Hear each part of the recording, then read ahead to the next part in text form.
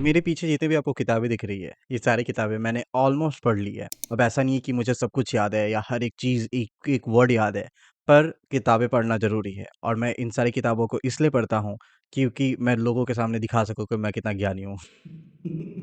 Just kidding. किताबें आपके जीवन को एक तरीके से बदल देती है।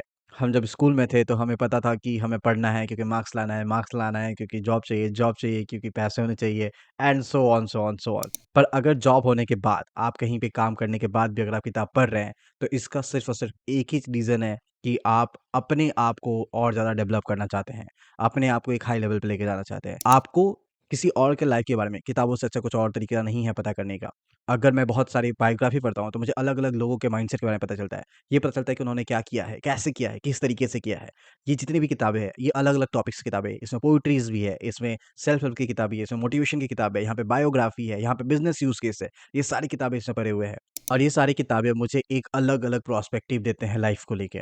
कभी-कभी क्या होता है कि मैं कहीं पे फँसा हुआ रहता हूँ या मुझे लगता है कि अब क्या डिसीज़न लिया जाए, कैसे आगे बढ़ा जाए?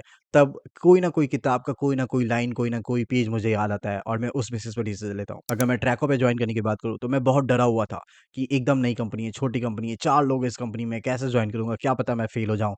तब मुझे स्टीव जॉब्स की किताब के बारे में याद आया। स्टीव जॉब्स के उस लाइन के बारे में याद आया, जब उन्होंने कहा कि बिफोर 30 आपके 30s से पहले आप रिस्क ले सकते हो और वही टाइम है जहाँ पे आप कुछ भी ट्राई कर सकते हो क्योंकि आपके पास हारने के लिए कुछ नहीं होता। और उस एक लाइन की वज़ह से मैंने ट्रैको जॉइन किया और आज 2 सालों में ट्रैको इस लेवल पे है और मैं ट्रैको के साथ इस लेवल पे हूँ।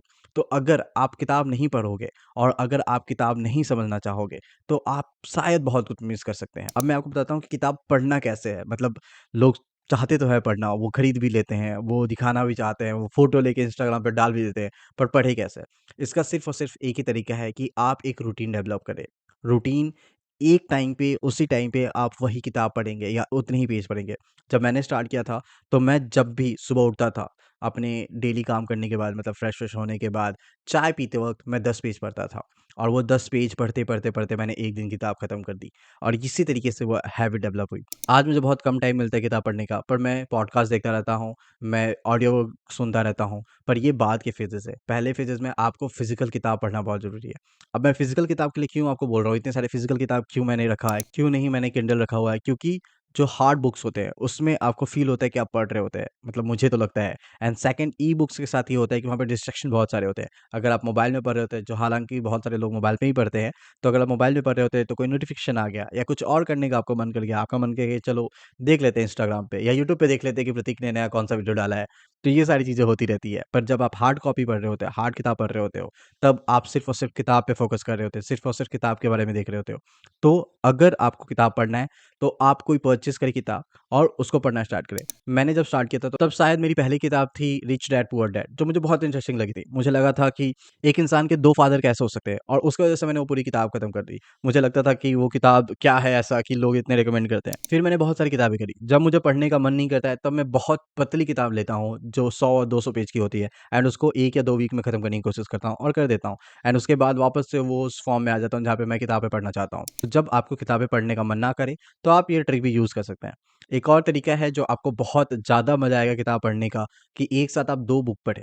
सुबह में कुछ और 5 पेज पढ़ रहे हैं, शाम को कुछ और 5 पेज पढ़ रहे हैं। इसकी वज़ह से क्या होता है कि आप बोर फ़ील नहीं करते हो, आपके दिमाग में वो चल रहा होता है, पर कभी भी एक किताब को रेगुलर पढ़ने के लिए फ़ोर्स ना करें उस सिचुएशन में। तो अगर आपने किसी बुक का 5 पेज पढ़ा है सुबह में, तो शाम को किसी और बुक का 5 पेज पढ़ें, नेक्स्ट मॉर्निंग फिर किसी और बुक का 5 पेज पढ़ें। मतलब ये 2 बुक में ही स्विच करते रहें। ऐसा ना हो कि एक ही किताब को आप पढ़ते जा रहे हैं, पढ़ते जा रहे हैं। ऐसे करने से क्या होता है कि आपके माइंड को थोड़ा-सा मज़ा आता है, वो थोड़ा सोचता है कि नहीं यार अभी इस किताब में अब क्या होने वाला है वो पता करते हैं एंड ऑल एंड जिसकी वज़ह से आपका इंटरेस्ट बना रहता है किताब पढ़ने का। बट एट द एंड किताब पढ़ना बहुत ज़रूरी है एंड सेल्स के लिए भी बहुत ज़रूरी है क्योंकि सेल्स में आपको हर तरीके से लोग मिलेंगे, हर तरीके के लोगों के बारे में आपको बात करना पड़ेगा एंड जब आप उनको अलग-अलग तरीके के बारे में बात करेंगे, तभी आपको पता चलेगा।